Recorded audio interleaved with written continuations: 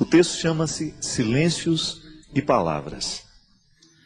Na palavra, a comunicação se realiza. No silêncio, ela se completa. Pois a compreensão se concretiza a partir do silêncio.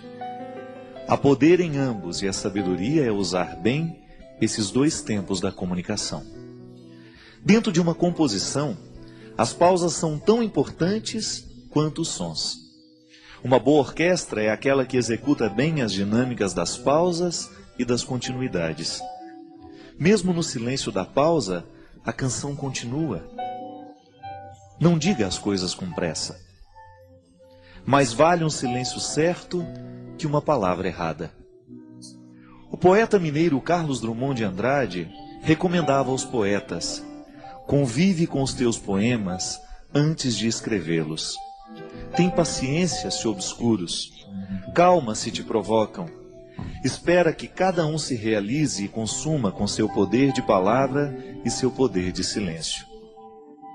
A recomendação do poeta é sábia e pertinente. Um poema só é bom, se maturado na sementeira do silêncio. Antes de se tornar palavra, a poesia é experiência de vida silenciosa. Os artistas sabem disso, e nós precisamos aprender. Demora naquilo que você precisa dizer. Livre-se da pressa de querer dar ordens ao mundo. É mais fácil a gente se arrepender de uma palavra dita do que de um silêncio. Palavra errada na hora errada pode se transformar em ferida naquele que ouviu, também naquele que disse. Há muitos momentos da vida em que o silêncio é a resposta mais sábia que nós podemos dar a alguém. Na pressa de falar, corremos o risco de dizer o que não queremos. E diante de tudo o que foi dito, nem sempre temos a possibilidade de consertar o erro. Palavras erradas costumam machucar para o resto da vida. Já os silêncios certos, esses possuem o dom de consertar. Por isso, prepara bem a palavra que será dita. Palavras apressadas não combinam com sabedoria. Os sábios sempre preferem o silêncio. E nos seus poucos dizeres está condensada uma fonte inesgotável de sabedoria. Não caia na tentação do discurso banal, da explicação simplória. Queira a profundidade da fala que nos pede calma. Calma para dizer, calma para ouvir. Uma regra interessante para que tenhamos uma boa compreensão de um texto é justamente a calma. Só assim podemos adentrar nos significados que o autor quis sugerir e, consequentemente, mergulhar no mistério do seu texto. Leituras apressadas podem fomentar equívocos. E equívoco é uma espécie de desentendimento entre o que escreve e aquele que lê. É uma forma de obstáculo para a compreensão da linguagem. Na comunicação verbal cotidiana, isso sempre acontece. Dizemos e não somos compreendidos. Diante do impasse, duas realidades são possíveis. Ou alguém disse com pressa, ou alguém escutou sem atenção. Dizer e ouvir requerem silêncio. Só diz bem aquele que pensou antes no que iria dizer. E ouve melhor aquele que se calou para escutar. A regra é simples, mas exigente. Por isso hoje, neste tempo de palavras muitas, queiramos a beleza dos silêncios poucos. Eu sei que muitas vezes nós somos vítimas das palavras malditas. Não são poucas as vezes em que palavras malditas chegam até os nossos ouvidos. Uma palavra pode ser maldita por causa do conteúdo que ela tem, ou então por causa da forma.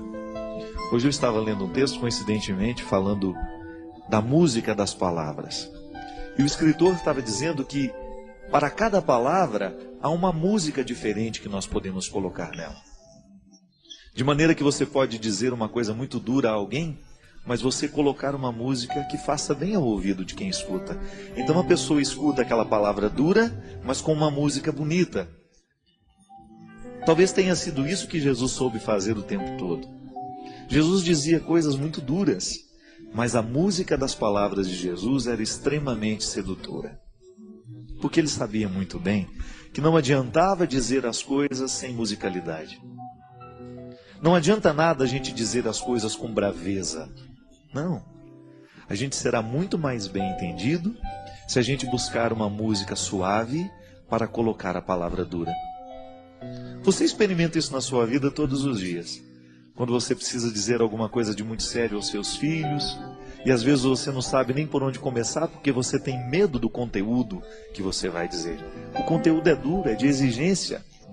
E os nossos filhos não estão muito acostumados a serem exigidos. Eles entraram nessa mística do mundo de hoje, nessa tendência do mundo de hoje, de que tudo tem que ser muito simples, tudo tem que ser muito fácil e rápido. E educar os filhos muitas vezes requer um discurso duro, exigente. Então você vai descobrir junto de Jesus que é possível dizer coisas duras com musicalidades atraentes. É isso que fazia com que as pessoas parassem para prestar atenção no que Jesus tinha a propor. O reino de Deus que Jesus propunha não era coisa fácil, não era coisa simples. Dá trabalho construir o reino. Mas ele construía de um jeito tão terno que as pessoas esqueciam a dureza da palavra e se prendiam na música que envolvia aquela palavra. Por isso o seguimento acontecia com tanta intensidade. Tantas pessoas, por causa da música que estava revestindo tudo aquilo que ele dizia. Minha gente, muitas vezes o que a gente faz de errado não é o que a gente diz, mas é como a gente diz. É a música que a gente coloca na frase. Pode ser que hoje você tenha ferido alguém com aquilo que você disse. Pode ser que hoje você tenha sido ferido por alguém com aquilo que você disse. E talvez você não tenha errado naquilo que você disse. Você tinha razão naquilo que você disse. Você estava certo ao reivindicar o que você reivindicava ou dizer aquela verdade que você disse. Mas talvez você não tenha escolhido o melhor jeito de dizer. Talvez você se perdeu na pressa, na raiva, na ira. É estranho, mas na vida a gente perde a razão quando a gente fica bravo. Na vida a gente perde a ternura quando a gente se irrita, porque a ira, ela tem o poder de retirar de nós a sabedoria. E quando nós estamos fora da sabedoria, geralmente nós não sabemos colocar músicas nas palavras. Todos nós gostamos de música. Todos nós gostamos de ouvir aquilo que entrou um dia dentro do nosso coração, nos fez bem. Por quê? A palavra veio com música, ela não veio sozinha.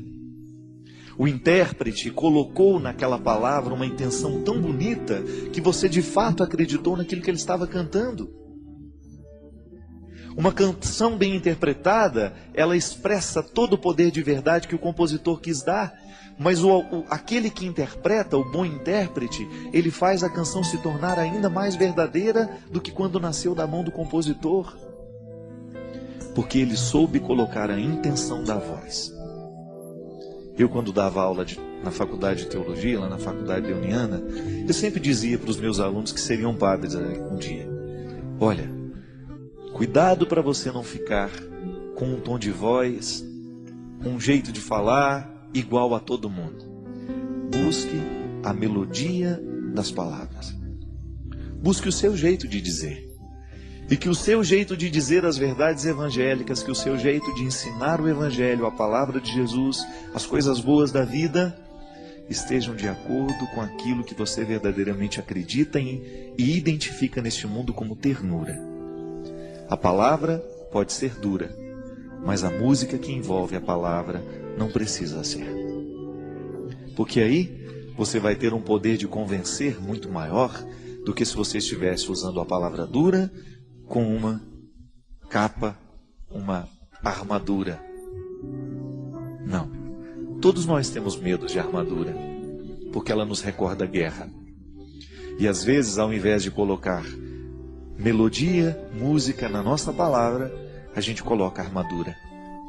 E aí a gente assusta aquele que nos escuta, a gente machuca aquele que nos escutou.